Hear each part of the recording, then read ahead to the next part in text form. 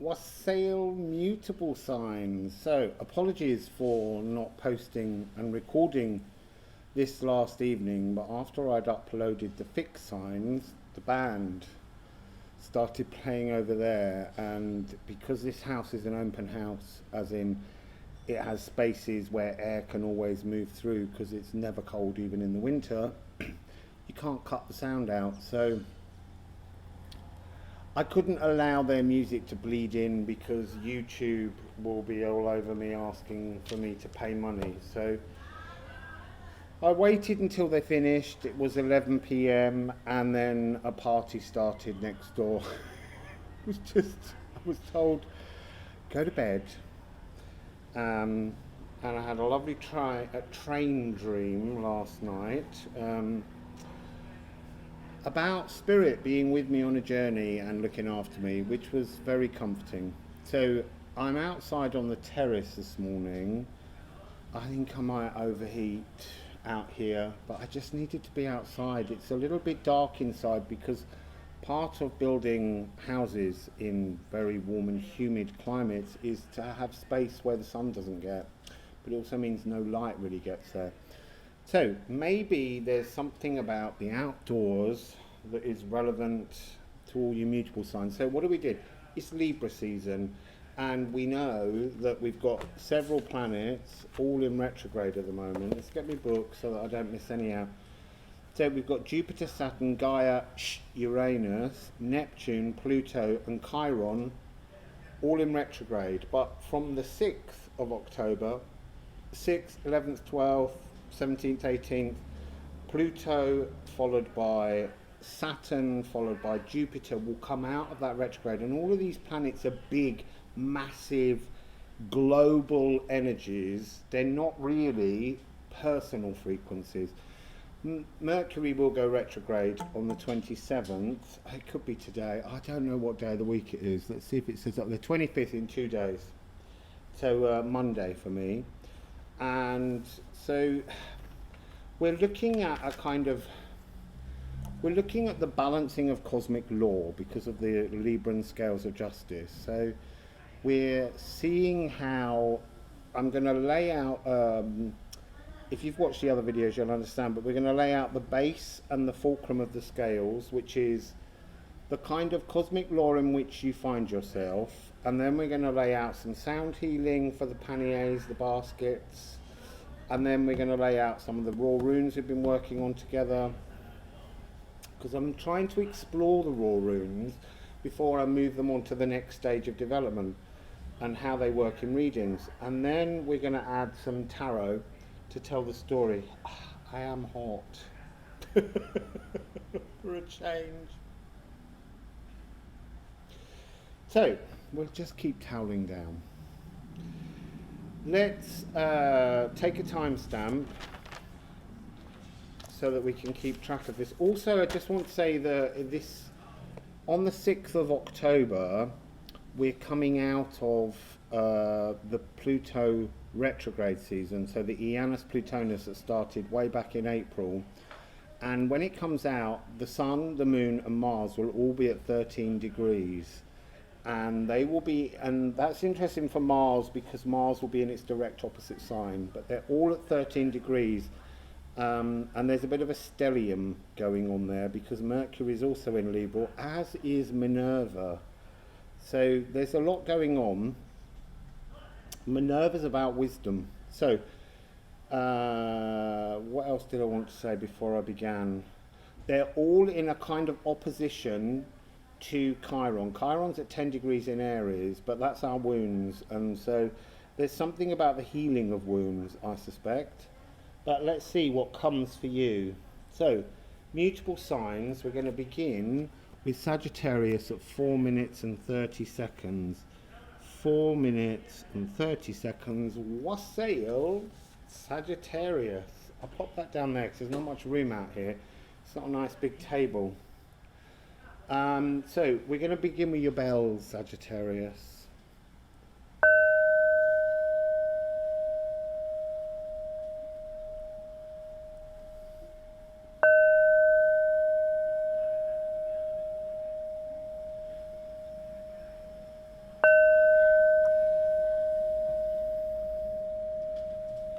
So there's something incredibly passive about that. I was seeing flowers bobbing on the water meadow, I guess, that card of Ing, which is to do with flowering of your sacral. But there was something very zephyrous, warm breezes, something sort of a sense of comfortable, lazy waving. I guess going with the flow of the energies, not battling, I guess would be the frequency, but allowing yourself to naturally unfold. So,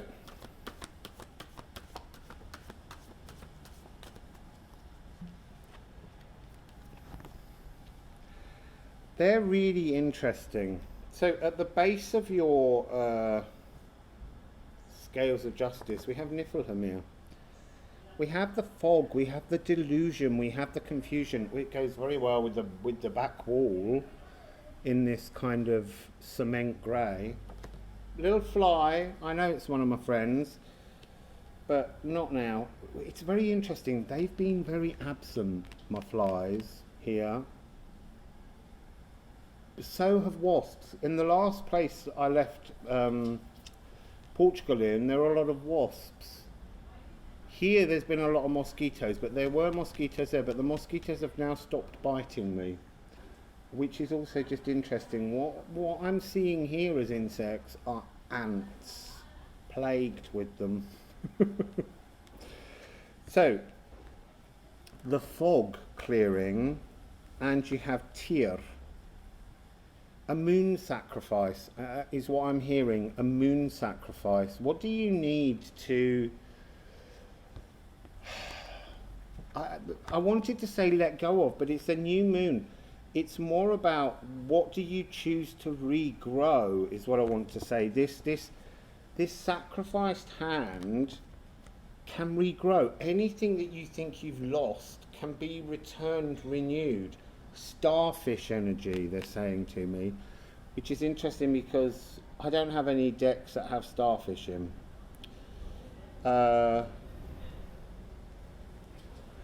So I feel like there's some ancient dimension that you've been seeking, an ancient dimension that you've been seeking but couldn't find. I'm getting that real sense of Neptune lifting the fog. I just need to towel down a bit more. I have got another shirt because I don't think I'm going to get through. I don't think I'm going to get through all the signs in this one shirt. And I wore this one because it's black and white, and I thought that it would show that sense of mutability, changing from one extreme to the other.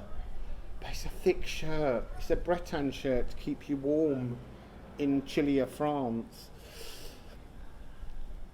So there's a huge teacher energy coming to you. A cosmic lesson is being learned, but it's like a cosmic lesson is being lifted. It's like you've been sitting in the cosmic lesson for so long that you've almost stopped looking because it's never appeared. That seed of growth hasn't manifested somehow. So let's go to, I have my 12 sound healing cards. You can't shuffle them, so I'm just moving them around, and then at some point we'll stop and we'll take the top and the bottom card to give you the two sounds, body parts, references to planets, other houses that are connected to your current journey through this Libra season. So, I see Mars is so predominant. I really wanted to do a different sound. Mars and Neptune. I feel like somebody else had that combination. It's like, look, the Neptune, I said, there's a Neptune delusion that's being lifted. So that is very interesting. So this is Neptune, that drifting, soft floating, but it's interesting. C and E flat, there's space between, but it's like it feels a bit like I want to say potholing. It feels a little bit like crawling out of a cave that you've been hiding yourself in from the beginning almost. It's like the light is finally coming through, but all you've ever noticed is the darkness. You've been focusing on the wrong energy. No, not the wrong energy. It was completely the right energy, but you were struggling to see the spark of light. That's what I'm getting here. And you're deep inside the grounding of the earth. It's an emergence. It's coming out of a cave. The rocks around you transforming.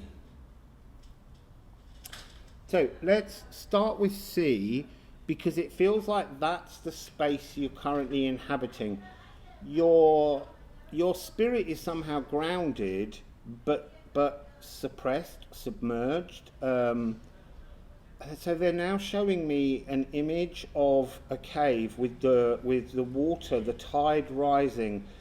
I don't mean that there's some kind of emergency, but I think at times this emotional, and it is an old story that you've inherited, has felt like you can't breathe. It's interrupted your breathing, and it's been, what do I want to say? It's been like drowning and fearful of drowning.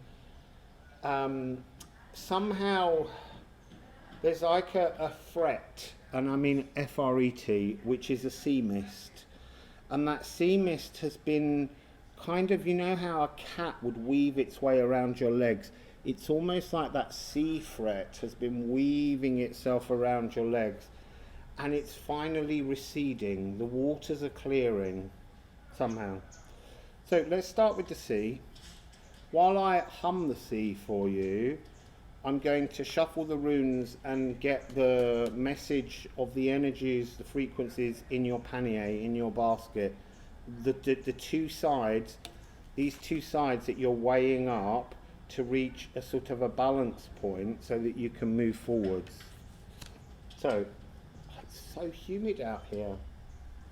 It's humid inside too. I mean, it's just a perpetual humidity. It's like that sea fret, only you can see everything. So, there's a little bit of hammering going on, chiseling away, chipping away at something. So let's have that sea.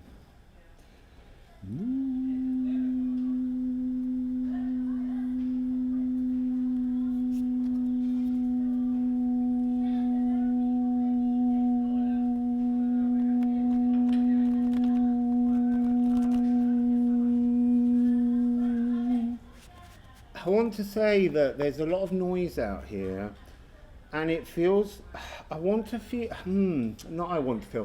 it felt like I couldn't produce the truth, the sound, the frequency, and every time you try to do that, somehow all the people around you just talk louder. It's like you're not being listened to, Sagittarius.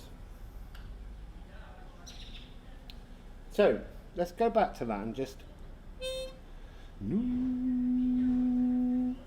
Again, as soon as I go to sing that note, something, the C fret, is trying to descend. Let me see what happens if I go to Neptune first. Maybe it wants the Neptune sound first. Maybe that's the energy to clear the other. So...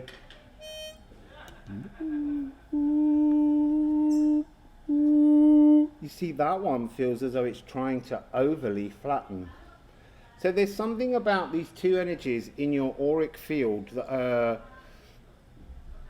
I kind of want to say absent. It feels like the cleansing that you need to do is in your auric field but not within your body. So let's just try and focus on that E flat. You see, again, I feel like I can't breathe with you.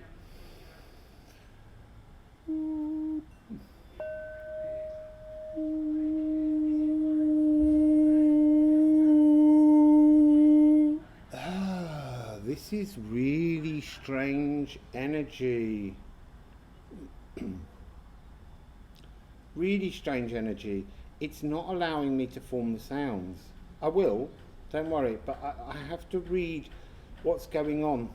They're telling me to look at this. Look, for some reason your reading is going to be turning out differently. There's sorcery. There's something going on that's part of this. And, you know, I'm not trying to say that it's some kind of, you know, curse that someone's put on you or some kind of blockage, but there is the slightest element of that. But what I want to say is it's a blockage that's meant to be there. It's a blockage that's helping you to learn something. So it's very, although it feels like a blockage, and it is a blockage, it's very positive because it's a growing frequency. But by having that there as the rune, I can tune in to that frequency of shifting. It's almost like these three are in Neptune, and then at the other side, 1, 2, 3, 4 are in Mars. It's like we've got to take this and stretch the space in between. So they're saying to me, yes, what's missing is your spine and your sacral. Your spine is not connected to your sacral. And I just had a little burp. We're getting to the truth of this now. So there's something going on between your spine and your sacral. And now I've got ants crawling all over me like the witchcraft. This is, look, this witchcraft is a cosmically inherited old frequency. So let's see which of these two.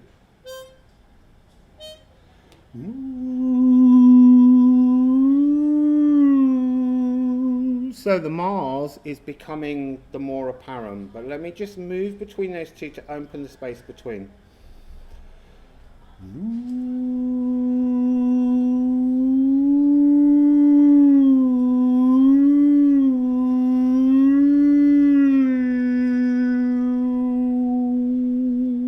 So we're going to go to that E flat. Oh my God, I'm dribbling.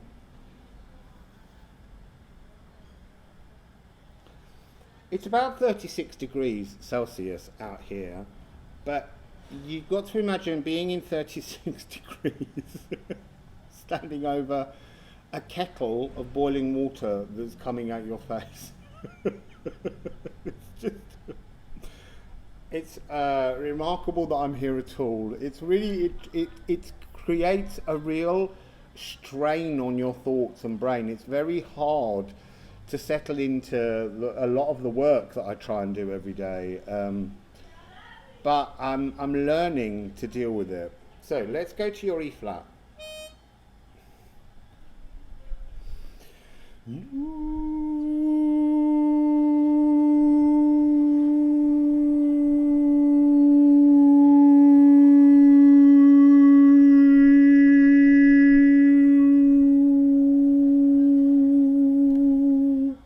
That was better.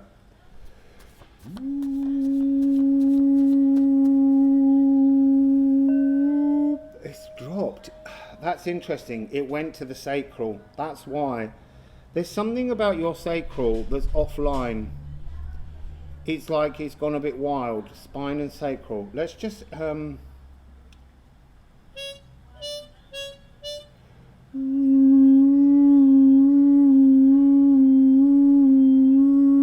they're both there, but they're not connected.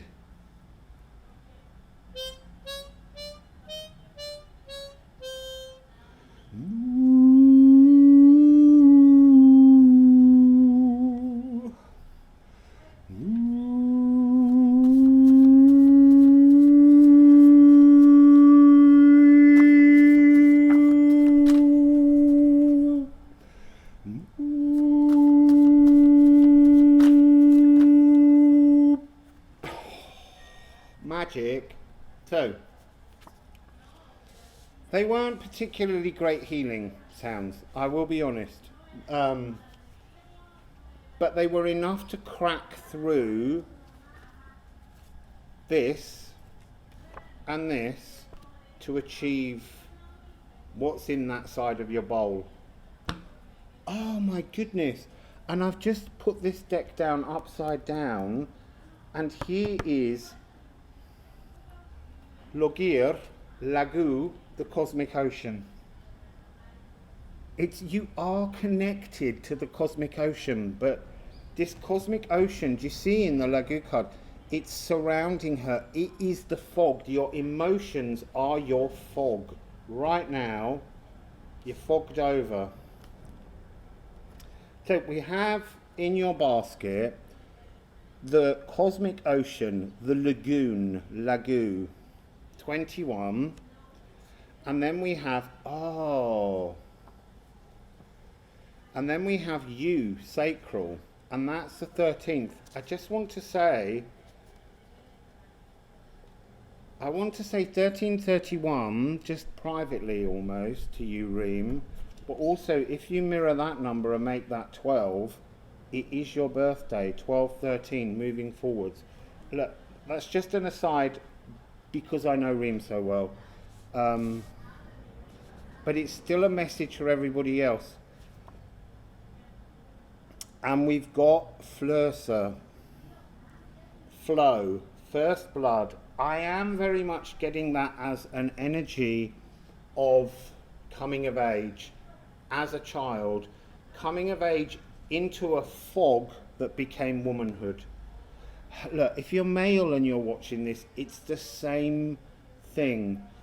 You came into your puberty, you became what we would call a man at 13, bar mitzvah age, and somehow nothing has had any clarity since childhood in many ways, because this is a time of balancing huge frequencies. So we have you. Oh, I've never been this warm in a reading. That's not, channeling's warm enough without this humidity. This is the sacral. I said that there was something about the absence of your sacral. Look at these two cards. There's something about your sacral was hanging in unbalance, I want to say, fogged by the emotions. It's got this hook, and on that hook was hanging the fog. It's like you couldn't unblock, you couldn't clear. And so somehow it felt like a long time ago you severed that hook off so that you could feel less pain, hide it, close your eyes to it.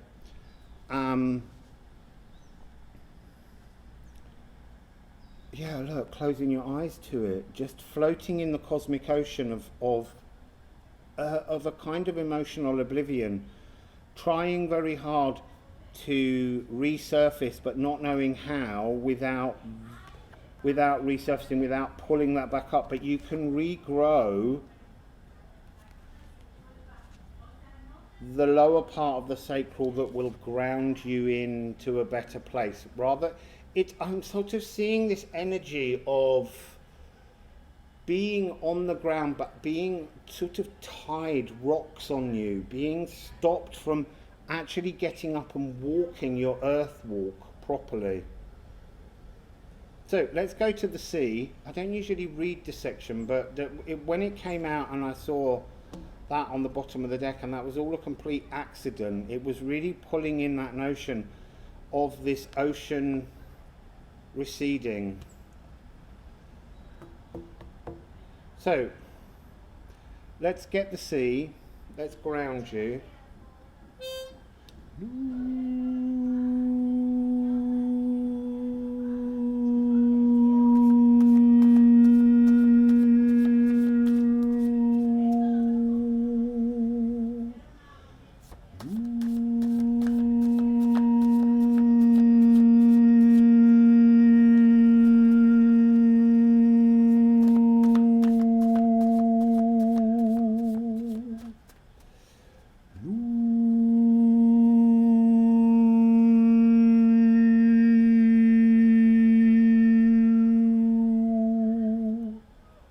I'm dribbling.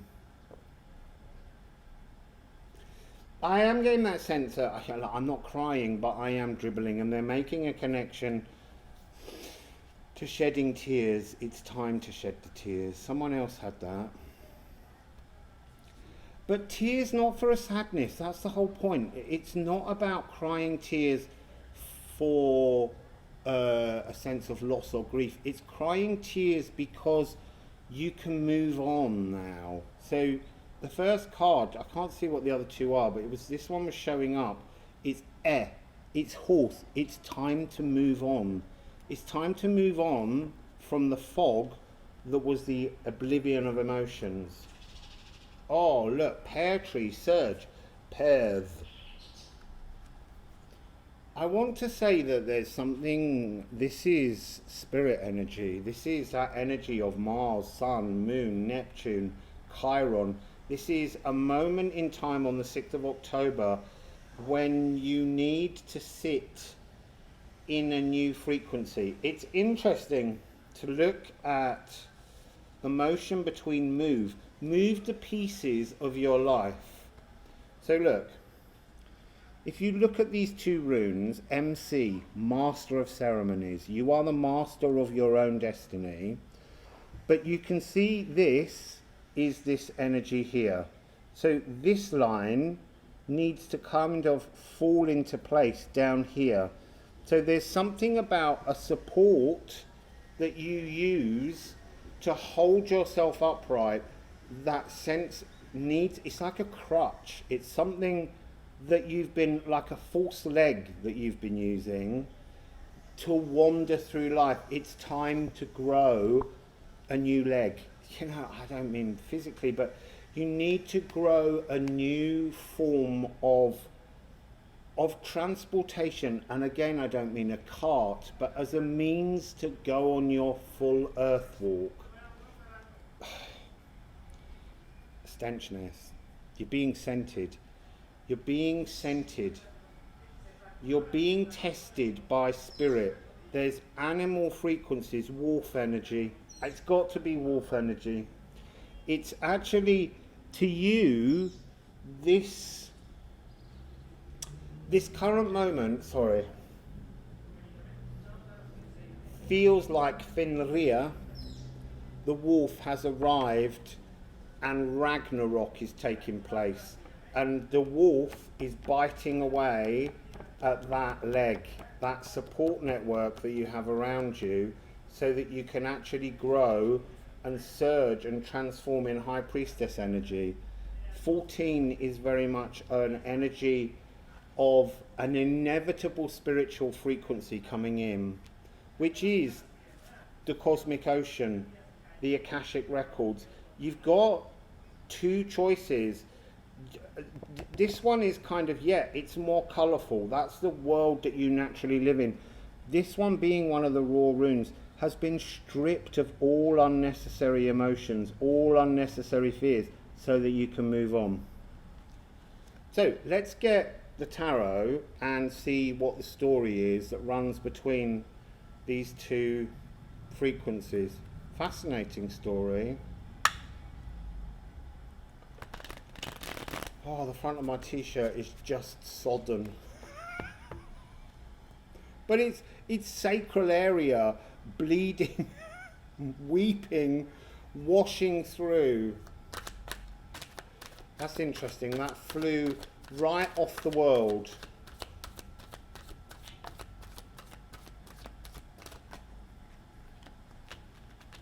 We've got 4, but I want to get the last one. There we go. I'm going to leave that one there for the minute. It's landed on Pear Tree and Surge, and I need to see whether that's relevant. So what flew off the table? Your destiny. So you have a destiny, and you're manifesting a destiny. Oh, you see, how can I show this without banging on about my birthday again? It's my birthday soon, but it's relevant. So this card flew off. The next card that came out is the Princess of Manifestation. She's slingshotting the tiger. It's a message that came out for someone else because she knows that she's ready. Secretly, she knows she's made the sacrifice. She's taking the animal that she's sending her and she's flinging it into the cosmos. She's doing this pear tree surge. It's about empowering yourself to your own frequency. And then you're manifesting, she's slinging it, that slingshot is heading towards the Ace of Pentacles, the shedding of a skin, the Ophicum Tumella, the inside of a cosmic egg opening up. The reason I say I'm mentioning my birthday is because it's a 1 and a 10, and that's my birthday, the 1st of the 10th. But in terms of whenever I see that number, it's about manifesting destinies, because the 1 card represents the magician and the 10 is destiny. So manifesting destinies, the fact that you've got it with the Princess of Manifestation, she's fire, she's your sign, she's got her life force as a wand, she's connected in. And there's something about the burning, the smoking of rose petals, like I'm being shown like the Sibyl of Delphi. So the fortune teller in Delphi, she used to stand over some kind of crack that had some kind of weird hallucinogenic smoke that came out, and she would get herself high on it. But what I'm seeing with the Oracle of Delphi notion is something to do with the burning of the roses. They're just here. It's almost like the scent of roses has been part of the stench around you, like choking on something. Like it's like everything you did as a spiritual practice until this point was almost causing you to choke. Yeah, it was all good, it was all wonderful, but there was something about this old ancient fog that was surrounding you, this witchcraft, this witchery that was just making you want to cough. So it feels like these three are the manifesting balance fulcrum. So they're really important. The side that has Neptune, the flow of first blood, the cosmic ocean and the sacral, that rewiring of your body and your emotions into your soul, look, it is your energy. This King of Wands here is very Sagittarian. Now remember that for most people, centaurs are believed to have come from when a group of people that lived in the steppes of Central Asia learnt to ride horses and they went into battle. Now most people had never seen a human on a horse. And so they imagined that this was half human, half beast, and that's where the idea of a centaur comes from. But this is about you being seen in truth for the first time. So that goes right back to that first sound healing, where every time you try to reveal your truth, everyone talks louder and more of a fox around you. That ends now. That ends. That's you choosing to rise into your own truth. And then this card that's facing down on move, pear tree surgeon, sent and tested, 6 of Cups. So the balance that you're looking for, because this is about flowing in all the emotions, the clarity coming through, the reunion with your truth is about standing in your truth. Someone's got a fire on now. It's like I'm about to start choking, just like that scent of roses. Must be a barbecue or something. God, I hate barbecues. They're so selfish, especially in cities. You know, you light a fire, don't care if you choke the neighbours. So, to bring balance to yourself, you have to bring that energy of your truth, your centaur frequency, your man and beast. Look, horse. Man on a horse. It's that frequency.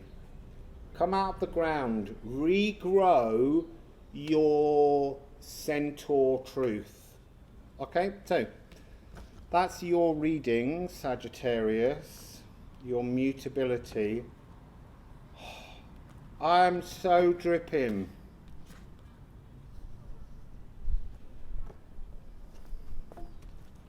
Pop those in there. Let's get the runes and put them all back individually into the rune deck.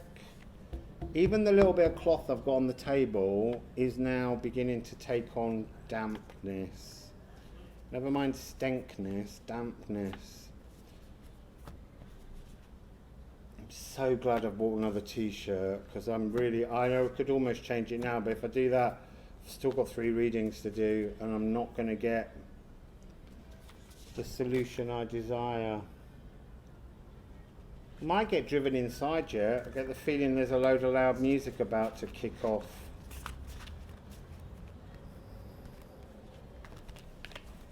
Right, so let's put the tarot back. And then we get the notebook and we'll take a timestamp. And we shall move on to Pisces. So it's 3650. Wassail Pisces. So we got there in the end. Oh, I need to.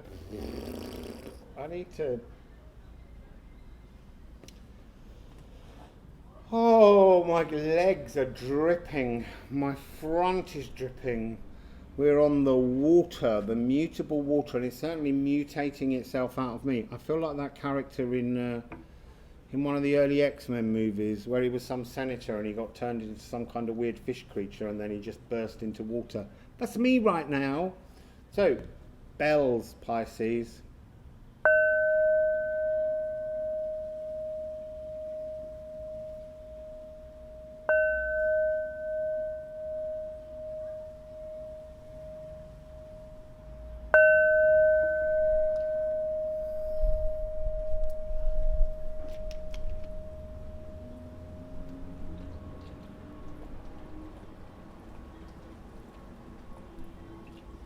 Just replacing all the water I've lost.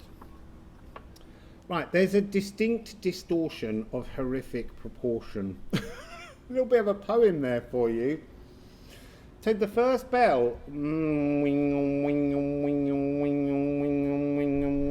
couldn't find its shape, couldn't find its place, couldn't find its flow, and then the light darkened. And now it's coming back out again, but when the light started to darken, it was like moving into a bad horror movie. Don't be panic-stricken or anything. It's just the energy of a bad horror movie. And bad horror movies are not really frightening. I've got to do that to my neck now.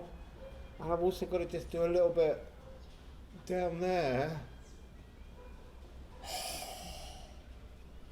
So, we're beginning by placing 2 cards which describe the kind of balance of the cosmic law you're currently working in. Pisces.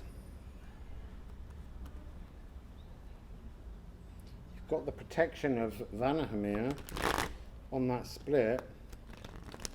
And then the card said you weren't supposed to tell them that. So, what are you working on? What's the cosmic law that you're sitting with? Oh, really interesting. So you've got Air, the goddess of healing. You are dealing on healing. Why are you healing? 12 frequency. You're healing Asgard. It's like Asgard is the horror story.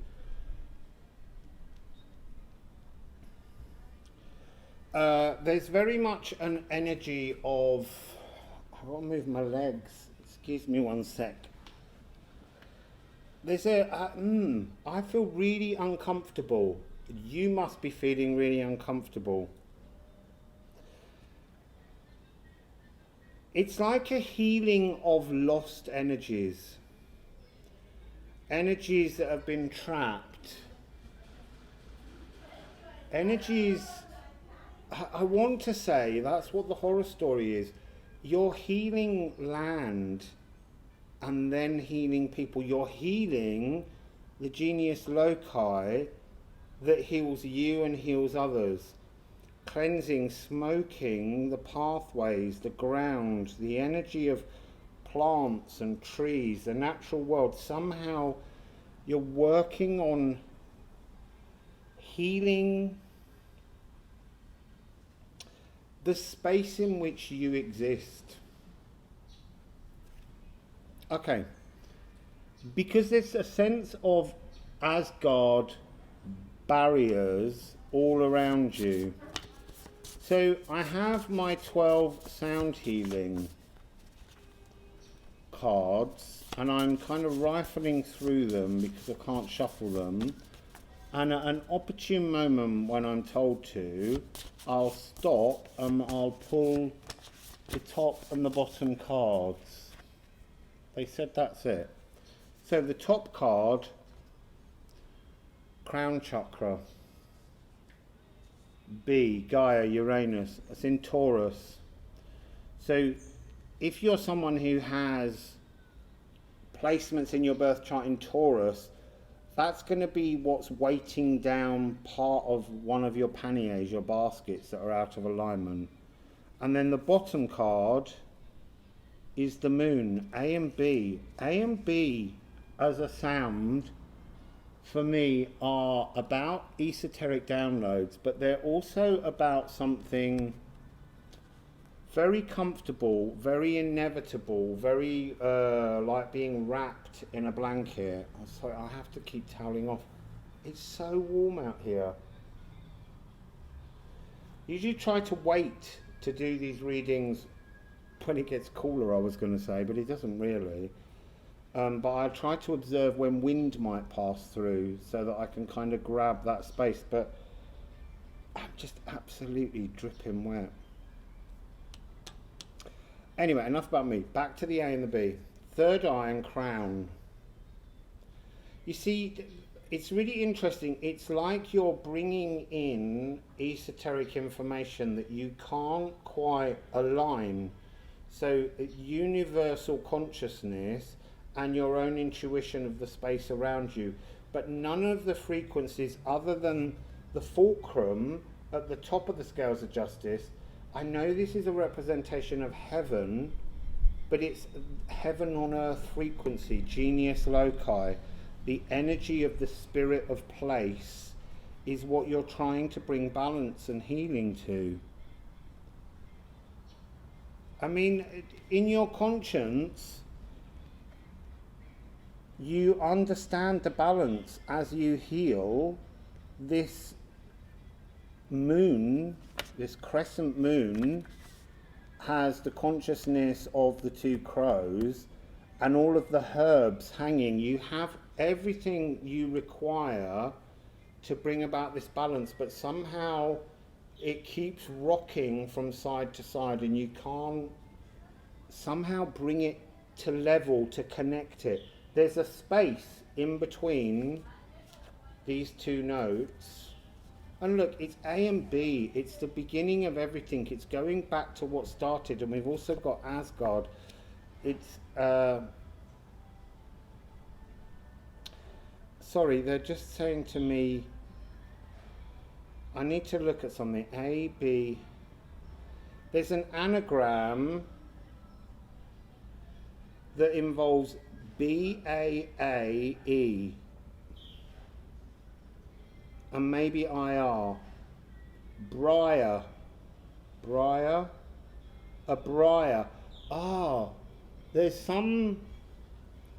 So there's a briar. Briars for me are blockages on future frequencies because the past hasn't been dealt with.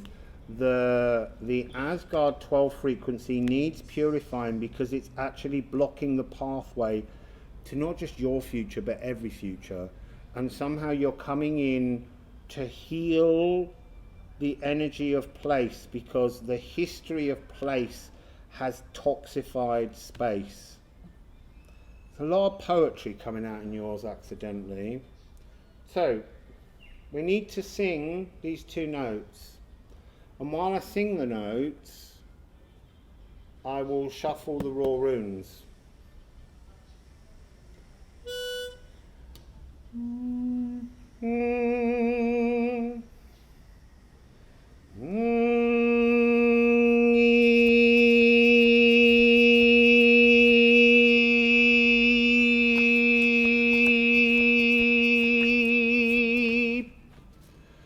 I don't even need to sing that note again. There was such clarity. Whenever I do a B, it never has clarity.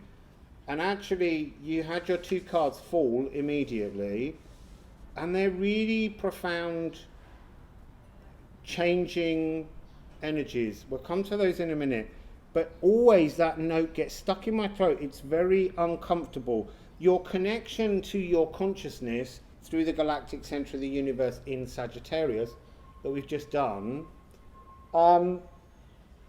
maybe you have a connection to heal a Sagittarian, as well as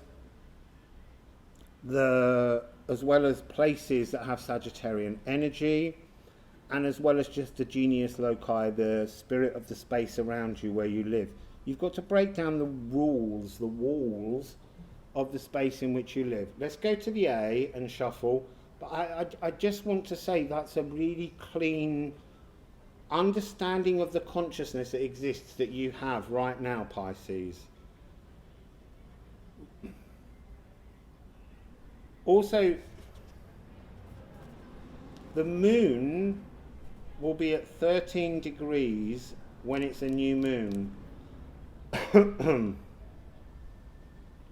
So you're dealing with Taurus and Libra, which are both ruled by the energy of Venus. It's very strong energy of emotional waters pouring through to break borders somehow.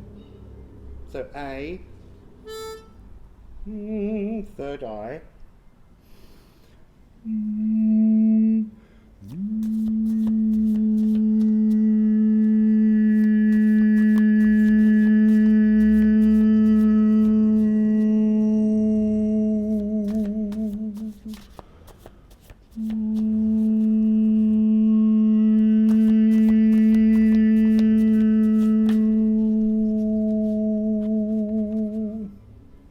Going to believe the magic that's going on here. There's a few cards, but look,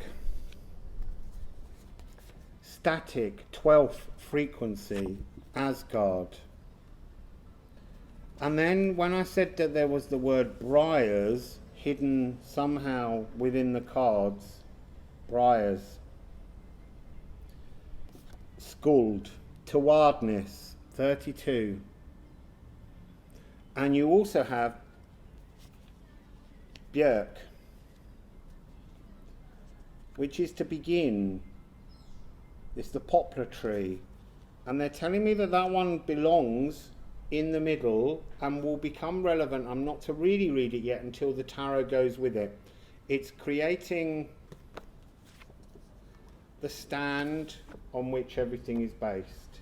So this is the base, this is the top, and then across here hangs the 2 baskets that we've got.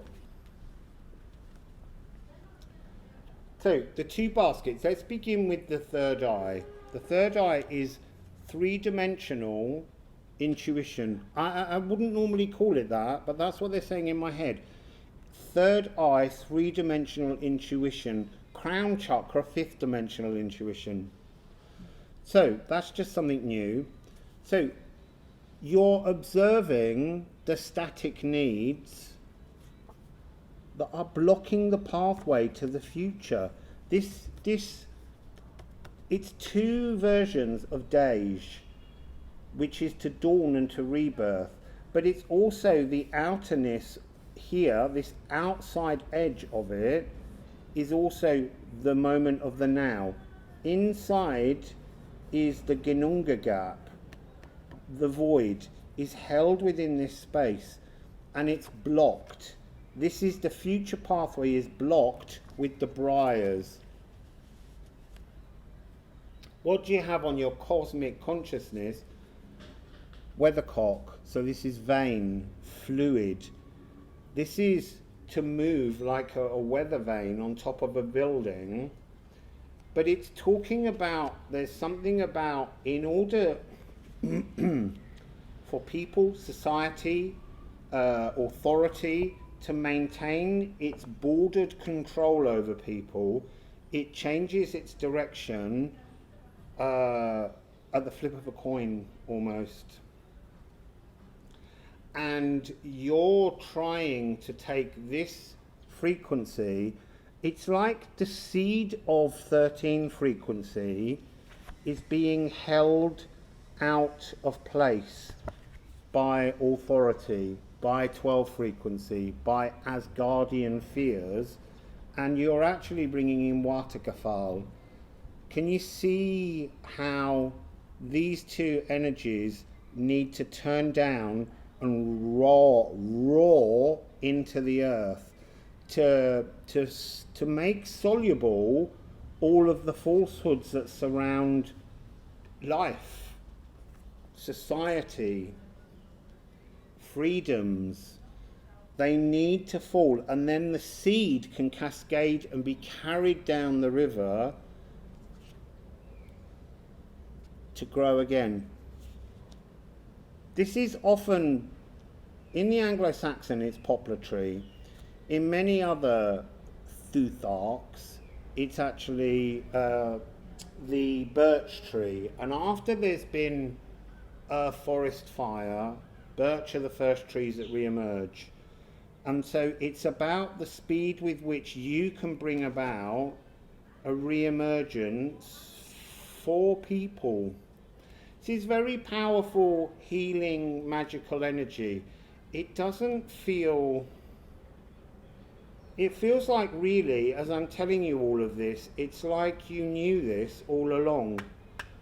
You knew this was part of your journey. It's a personal journey that's actually about a collective growth, a global growth. So let's put in the tarot. That sun's coming round to make me even more melty. Oh, that's interesting. Not just that they went on the floor, there's two, but the one facing up is that sun coming round. You are in Baldur frequency. You are the light. You're lighting the way for the entire zodiac. You know, there's something about your house 12 spiritual connections. Oh, look. You are like the light of love. Didn't we just say Taurus and Libra, which is Venus? But this is also Venus in Cancer. This is about sacral. This is about its beautiful frequency. It's the energy of bringing the light of love to the world, which is Baldur energy. Just curious, he's not on the bottom of the deck, is he? No, T was. There's something about, I can feel him so close.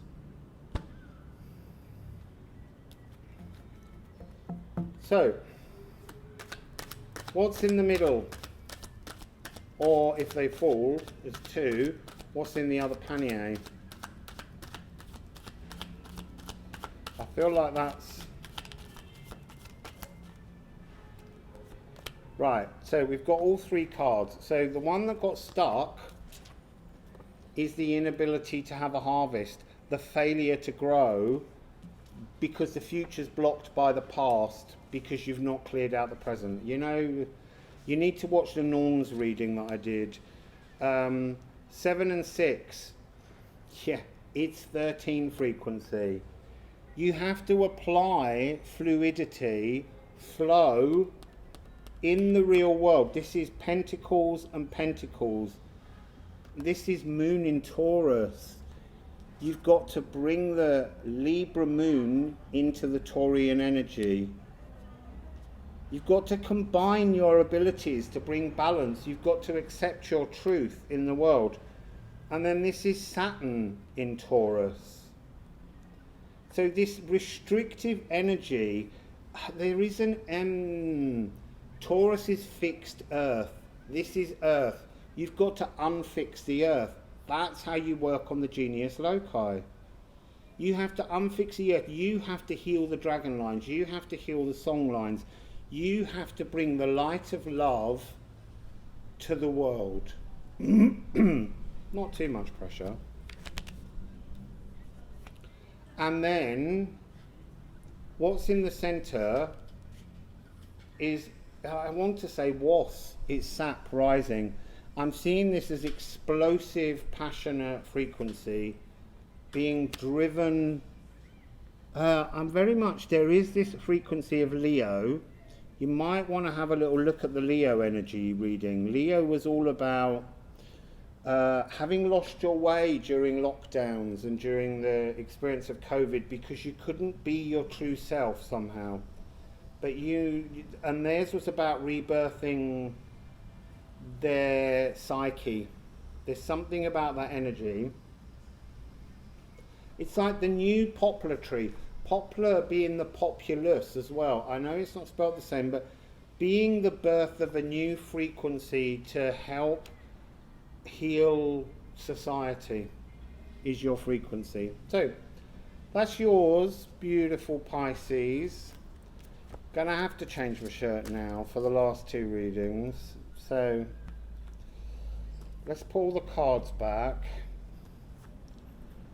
and let's change my shirt, and then I'll do a timestamp for Gemini. I have to check. My brain's not in that world properly.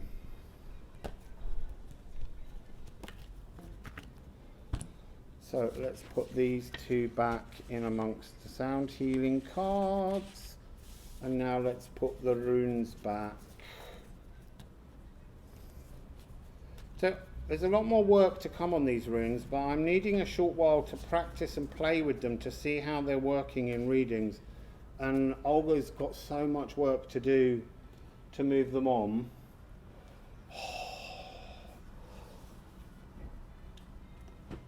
I mean, that I could wring water from that shirt, honestly. I'm going to have to put some washing on today. I'm going through so many shirts, 3 or 4, every day. This one's also got a really high neckline, so I'm sure this is going to make me super hot. But it's a little bit of the Time Master. Oh, but at least it's dry. Phew, let's have a little drink of water before we go into Gemini.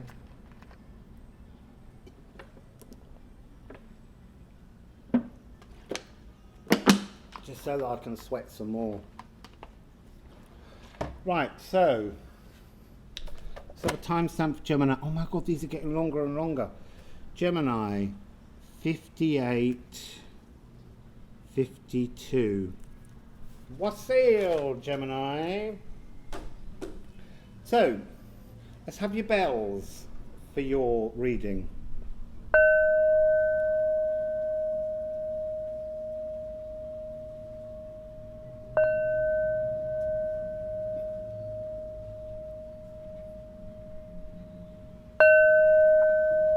Oh, that's really interesting. The first bell, absolute purity.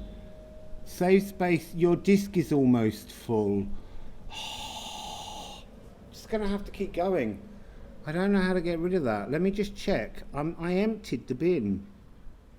Oh no, I didn't. Let's empty the bin. Just give us a moment. We need to make a bit more space.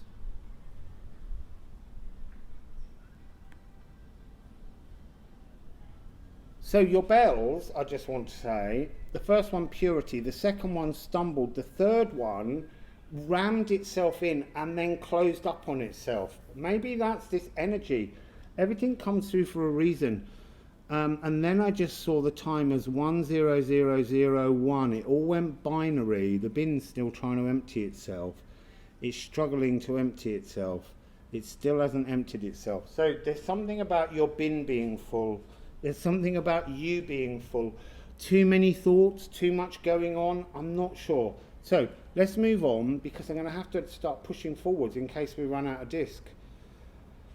Honestly, I cleaned the computer off the other day. I threw away all kinds of programs. You know, Apple, man, sort it out.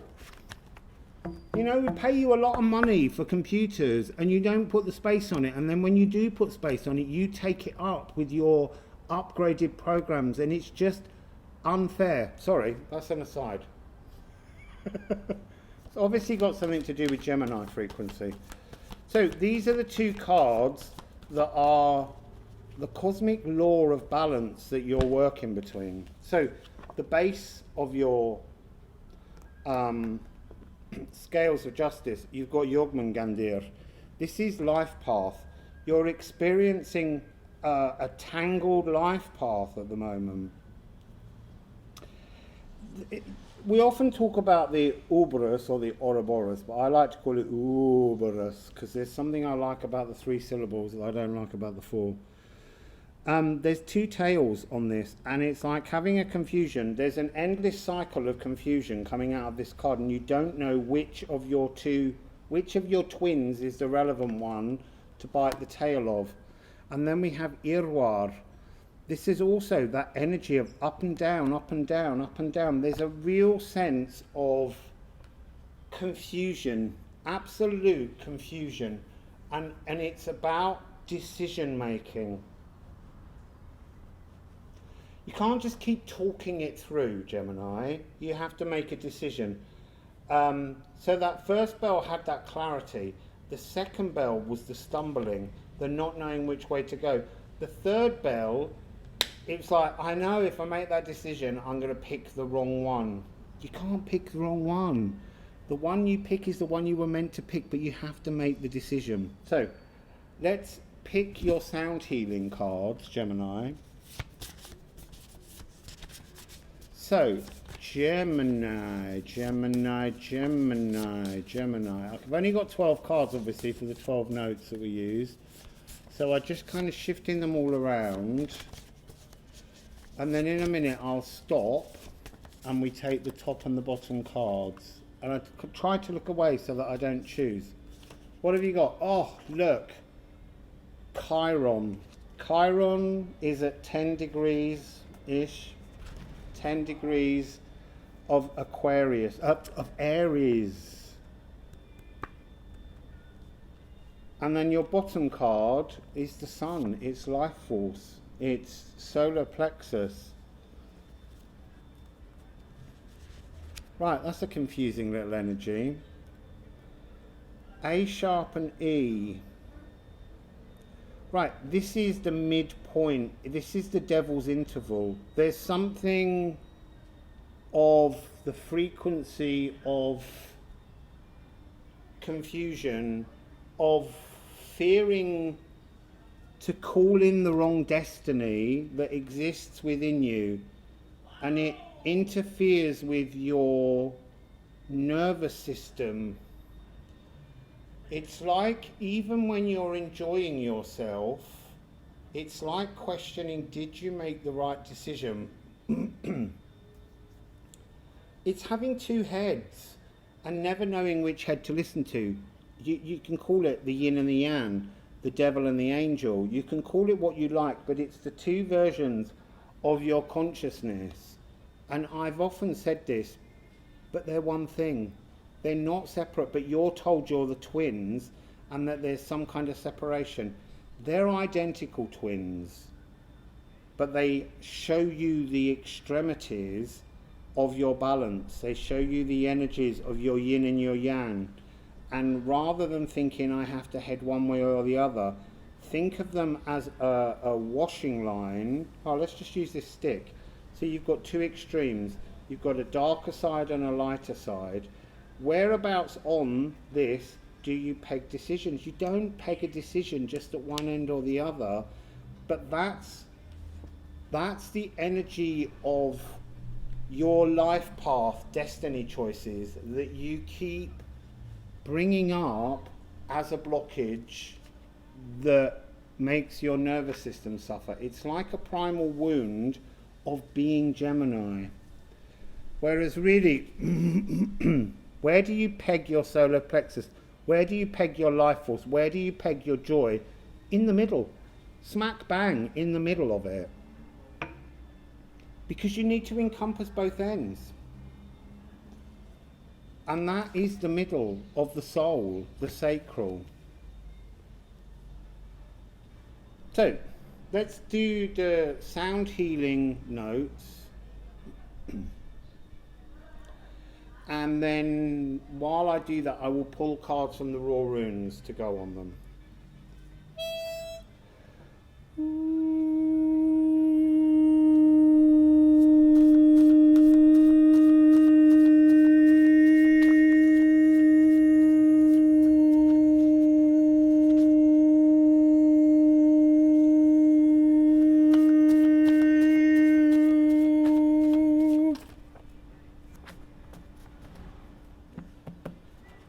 So,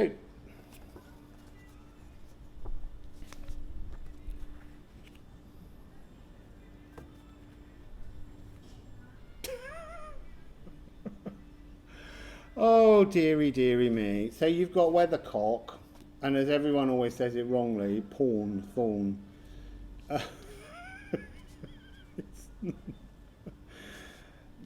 Look, that's to do with the energy of laughter. And how even when you're in happiness, when you're in laughter, Gemini, you're self-sabotaging.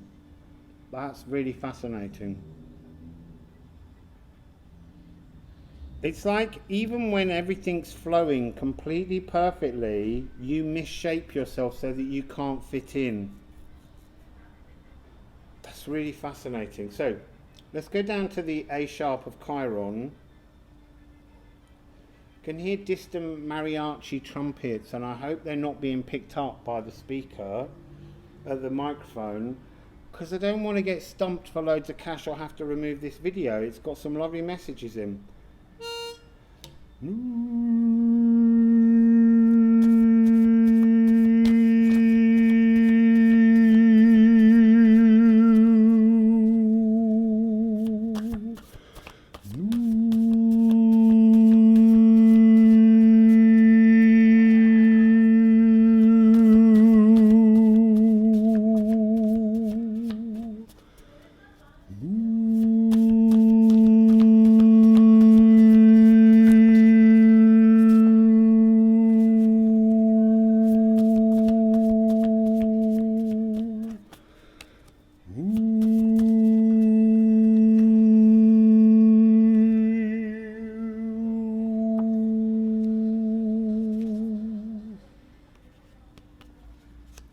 Right, so that one was strong, but when I first started singing it, there was a sense of the sun breaking in with some laughter that came in from behind.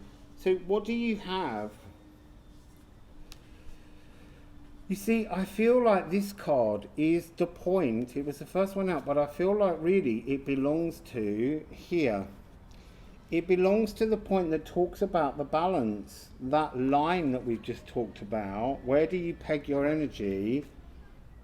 Right in the middle. And yeah, it's gift, it's generosity, but it's gifting something to yourself. It's giving you the energy of space and safety and comfort, being generous to your own spirit. So what do you have here? You have the shadows, Nid, and you have, oh, you're getting really strong download from the past coming in. Or I am for you is what I mean.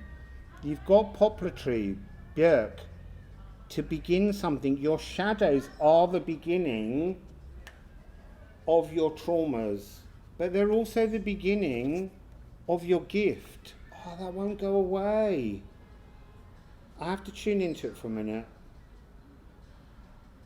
It's a B flat. It's the nervous system.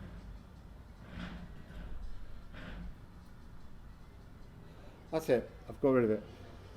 Right, so it's trying to say that this separation of yourself into two energies is your shadow. You've got to bring your energies into alignment. So you're not dark and light, you're both. You've got to X marks the spot, this frequency. And then here we have vein and thorn. Vein is coming across as the key, fluidity, to flow. Jormungandr is fluid. It's a snake that wraps itself around the whole world. It doesn't tie itself up in knots. It's a huge circle that keeps purifying everything around it. So this is somehow your joy is your key to unlock this portal. But this portal, this is interesting. That's the two portals that you've got. This key doesn't fit the top lock or the bottom lock because you're not two separate things. You need to bring these two together and create the thorn. The trouble that you have is somewhere in your psyche, which is in Leo at the moment, which is your ego. You might need to look at the Leo reading. That's so fascinating. I had to say that to the last group, but you can't fit your key, your shadows. Your key to the future is made from your shadows. You can't fit this into the lock unless you face shadows, change the shape of the key and make it fit a single lock. Stop trying to open both destiny paths. You have to make the choice. They're both correct, whichever one you pick, but you have to have the courage to make that decision. Don't prevaricate and stop yourself from getting there. So we're looking for Gemini, we're looking for your pathway through this. So far we have flow, fluidity, and this fluidity has landed on your shadows and your poplar tree. That two separate pathways, that's your pain, is being unblocked. So they're drawing me, weirdly, to the fact that on her shield are two birds merging into one. That's what you've got to do.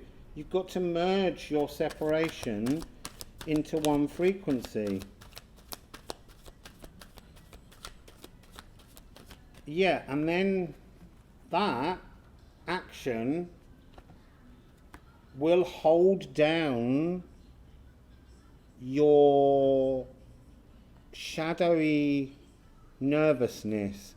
It's like that thing, so someone's talking to you and you're not listening to them, Gemini, because you're already thinking about what you want to say next. And that's not your truth. Don't worry about it. Listen to the other person. When they finish what they're saying, say what matters to what they've just said to you, not what your shadowy, darker ego wants to promote. That gave me a cough. You're uncomfortable with that. In fact, you just got told off. And I just picked up the cards and the top card upside down. Like you really, that's like me turning your world upside down, telling you that. You've got to change it. I'm not taking those because they didn't fall, but I'll take this. Oh, there's two. I thought it was one. Right, now you've got progression. Look, this is Ninlil, the Princess of Swords. She draws things together. She's drawing you together. You're not two separate entities, you're one. Yes, you're extremes, but they're all on one line. And when you're drawn together, you inherit being Zen. And Zen the king, it's the knight, but in this deck it means the king, here, it means the king, is for me Zenness, which is to be balanced between your two extremes, your yin and your yang, your masculine, your feminine. It's about being drawn into balance, and you can only be drawn into balance through the happiness of your solar plexus and through creating the key to open the single portal, not trying to begin everything with two portals, because only one portal in that can ever open. You can't bring them both in. That's why you have these odd moments. So what's the final message in the middle? I feel like you're about to get a load more cards. Not too many. So Queen of Cups, Four of Cups. So again, this Queen of Cups is emerging as a single entity and not just an entity of reflection. It's coming into this energy. There's 4 points on the end of this, 4 compass points. You are the same thing whichever direction you look in. Instead of being two separate things, you need to bring yourself into the energy of oneness with yourself. So she's emerging from a smoky mirror and then coming into the point of flowing absolutely beautifully. And then what do we have here? We have the Five of Cups. So this is all emotional. Your thoughts are stopping your emotions, stopping the fluidity of your truth. And then this is Mars in Scorpio. This is that fiery, stingy, I want to say self-punishment. This is what you get. Disappointment if you don't move, if you don't seek this balance to draw yourself together as one psyche. So that's your message, Gemini. And we're going to move on to Virgo, our final sign. And then I can go and have I want to say a nice cooling shower, but at this time in the day, because the water tanks are on the roof, they just get warm.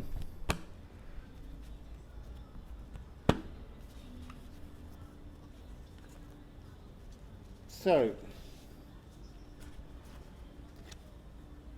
let's pop all of these back into the raw rune deck. I can't wait to move from here. I'm enjoying it here, but the humidity is difficult, and I'm moving up a mountain in about a week after my birthday, and it will be a joy to be in a climate that's about 15 degrees cooler. It'll still be humid, but at night it will actually get cold, and it's a beautiful place called the Place of the Clouds. In the old indigenous language, Jovel, or Zovel, Jovel I think it is, but I'll learn that when I get there. So, here we are in the dripping heat. I need the book, we need to write down a timestamp for Virgo, so 1 hour, 18 minutes and 58. So, Wassail Virgo. Let's have your bells, Virgo. I've got to kind of rush through this now because it told me I've got less disk space.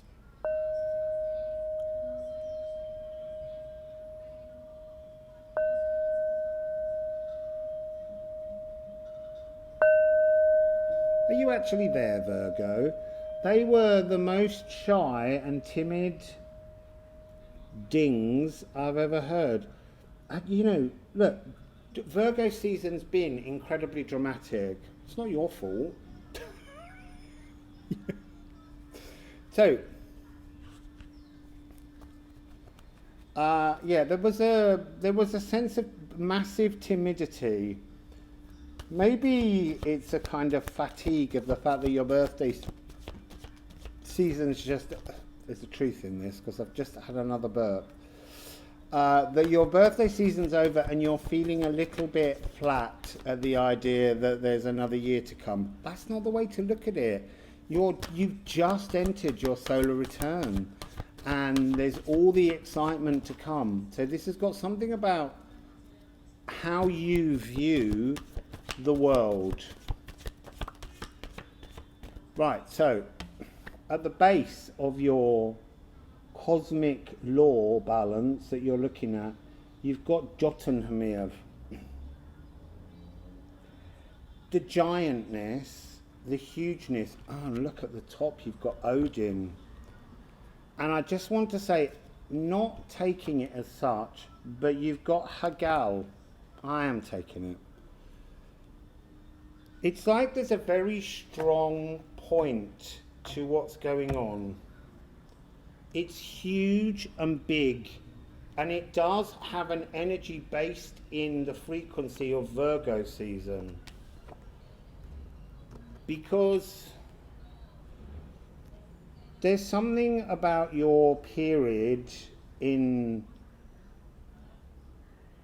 power, in life force, that has created giant potential, inevitable potential, and actually it's left you feeling really,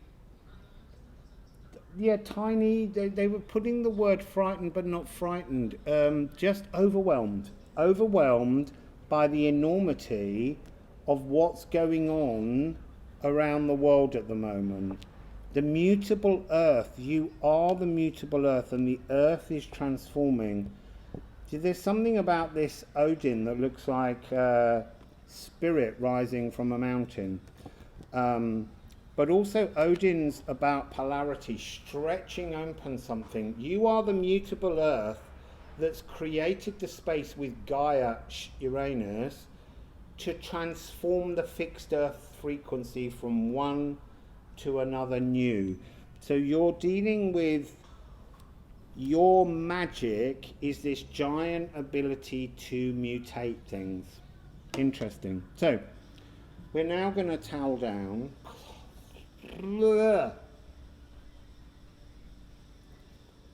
So we're going to take the 12 sound healing cards so that we can get planetary and energetic links. They're very difficult to shuffle because there's only 12. But let's just get this all down.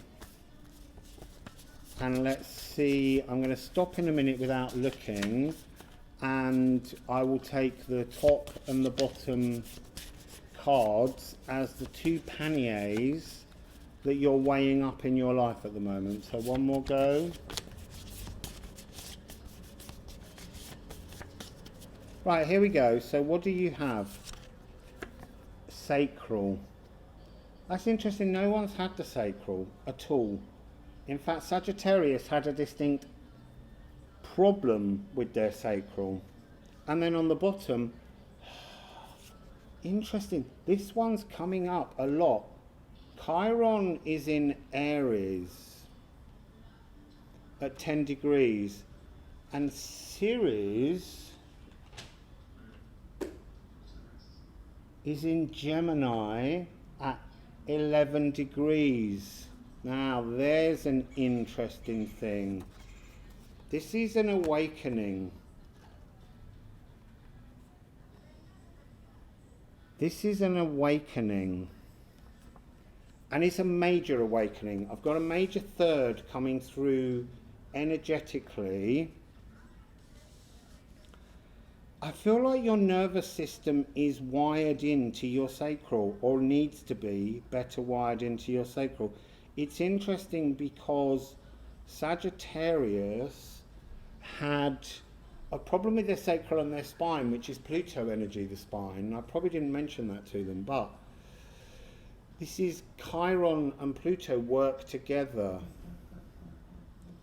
And they're slightly out of whack at the moment. But anyway, let's go into the sound healing frequencies, and I will shuffle the raw runes and we will lay out cards that tell us the energies in your two baskets that you're trying to bring into that 11-11 frequency. 11 is the cosmic number for me of the frequency of the earth, inside the earth. So we're dealing very much with some kind of transformative frequency inside the earth, Virgo. Because look, Virgo is very Persephone, and Persephone goes into the underworld. She goes deep inside the earth for 6 months of the year, and then she comes back out again. And it's like a giant growth period. It's between winter and summer. But I don't know whether you're going in or coming back out at the moment. That's not clear. Anyway, here's the D of the sacral.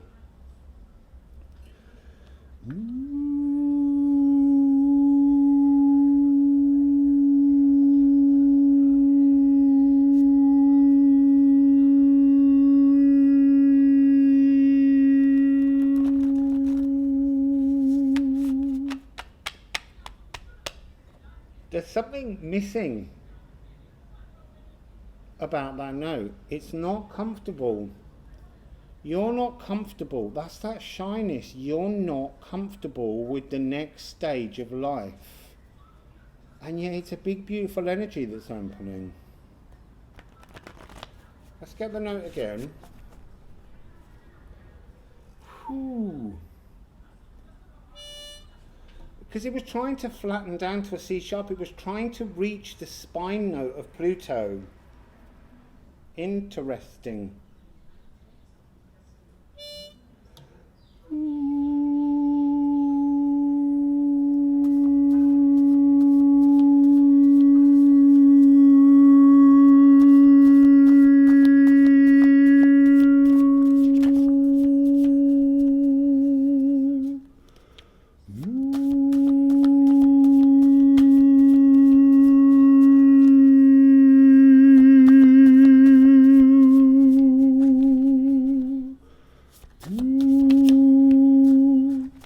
There.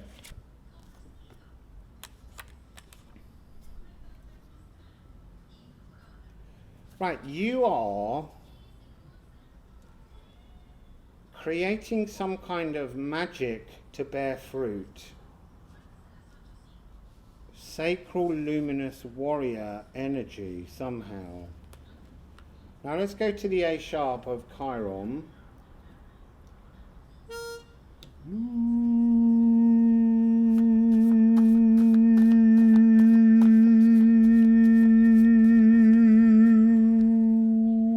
Look, I'm getting this frequency from you that you don't want to engage in what's happening. And that was there right from the very beginning. You are in this. You are the magic bearer in many ways of a change in the earth frequency. You have to engage with the frequencies that the cosmos is bringing. Interesting. I shuffled those without moving, and it's brought Wendhorn, and I'm going to leave it sitting above those other two cards. Let me go to the A sharp.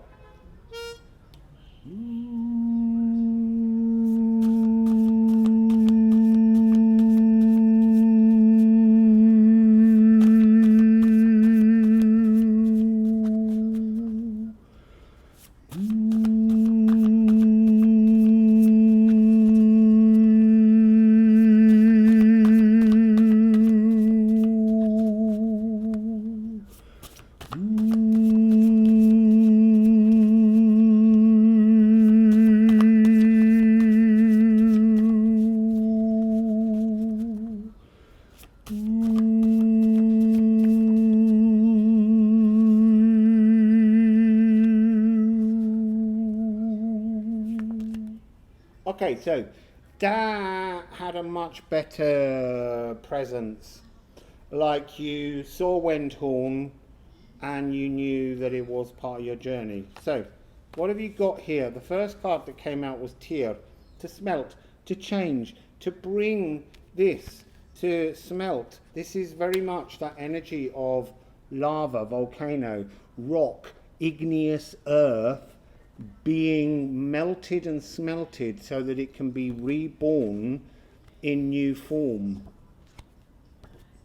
So that's attached to fire, it's Aries energy. You need to apply heat to transform something. And then what do we have? We have the cosmic light, Condor. So there's not much difference, but you need to change. You need to use this smelting blacksmithery energy, your mutable talents within the space of the earth to bring about this transformation to you and the earth. You know, that's part of this. Suddenly getting very dark here. This is and then you have Verdandi.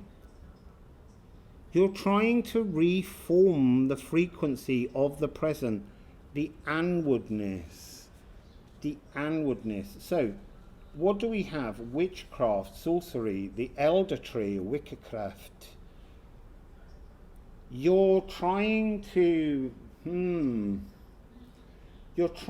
oh, you see, I'm going to say something I can't bear, because I think it's something we throw out too easily, and we don't fully understand it, which is the phrase as above so below. And I can't believe I've just said that, but it's this notion of you knowing what needs to come down and what needs to rise. It's not so much as above so below, but it's about what is the energy of the cosmos, the consciousness, and what is the energy of the earth.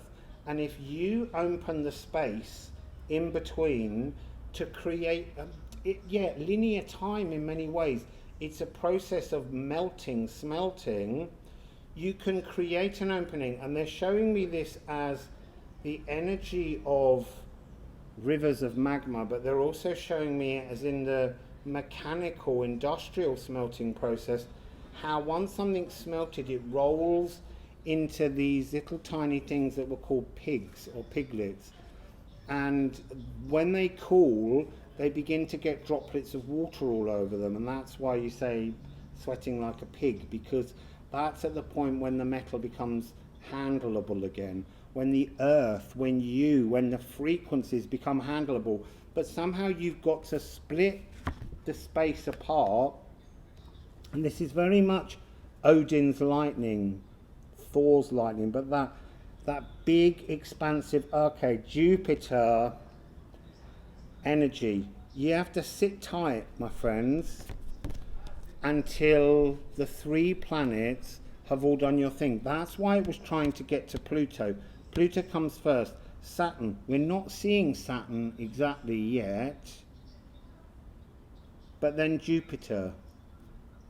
I mean, we could look at this as Pluto opening a space for death and rebirth, Saturn, restriction, confusion, and then Jupiter, the expansion of a new, pushing everyone to their limits is part of what's happening. And you've got this energy of stitching everything back together, and that is like the running stitch to hem the 2 things back in. So not only is it the lightning to open it, but it's also the needle to stitch and bring the thing back together, creating the space for the world to bear new apples, apple bearer, to bring together an offering to the world. You've got to unbind the old to rebind the new present. Interesting. Very, very, very, very interesting. I need a bit more water.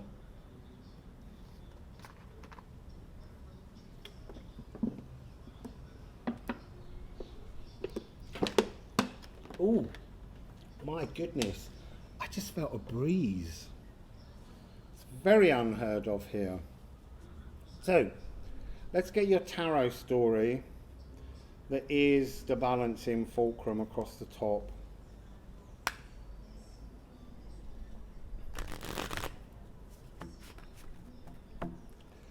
So, what is the story in 5 cards?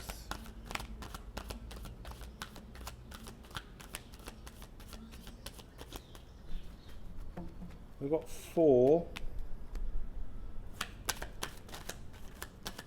I'm not taking that one because it hasn't fallen. I really need them to jump. There we go. Oh, now we've got extras. Oh!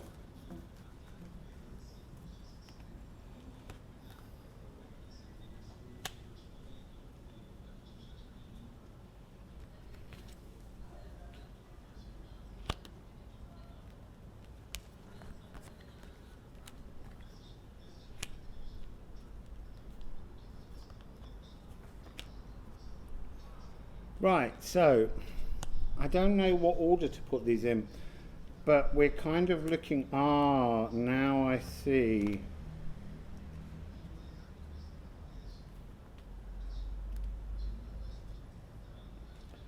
Right, now I get it. There's Saturn. There's Saturn.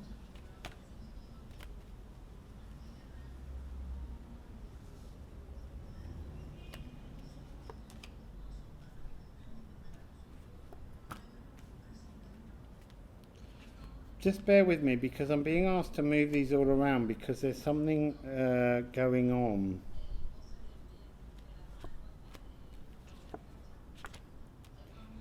I'm getting there, I'm getting there. Oh, that's interesting.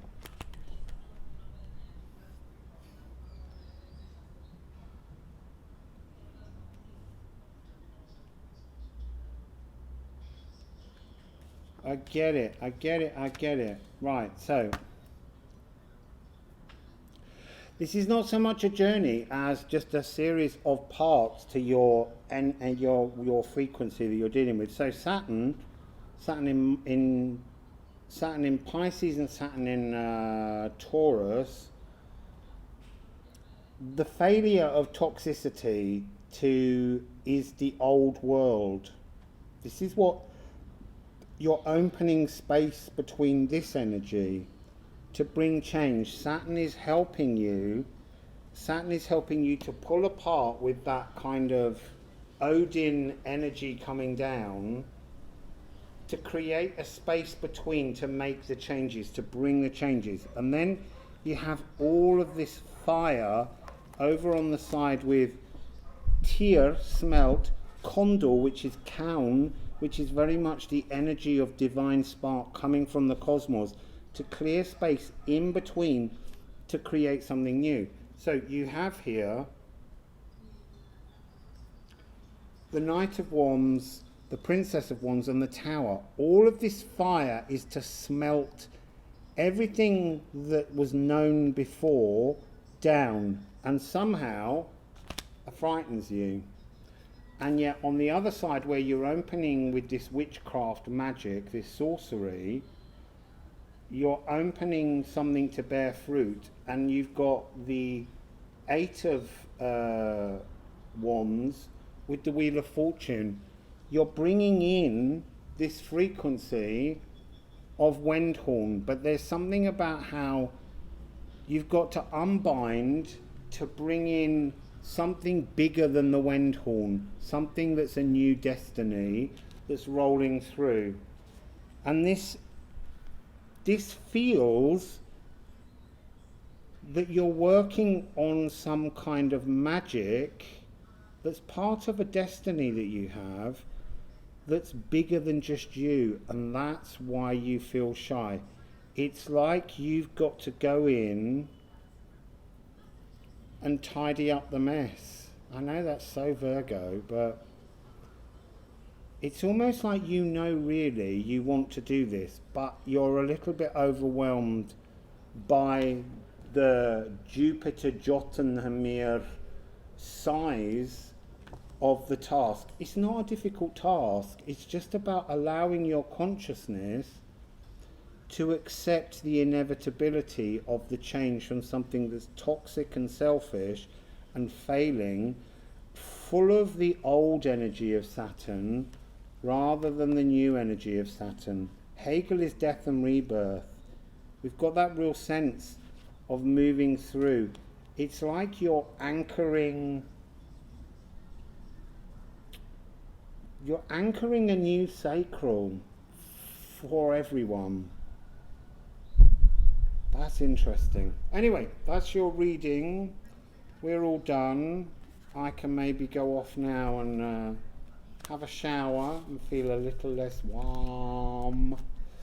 So, have a beautiful day. And I've got some other readings planned. And I'm trying to get as many done as possible for the moment.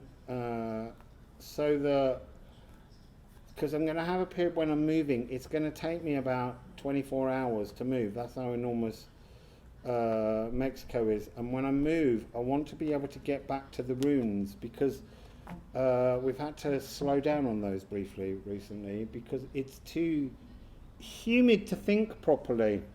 Anyway, Wassail Beautiful Virgos.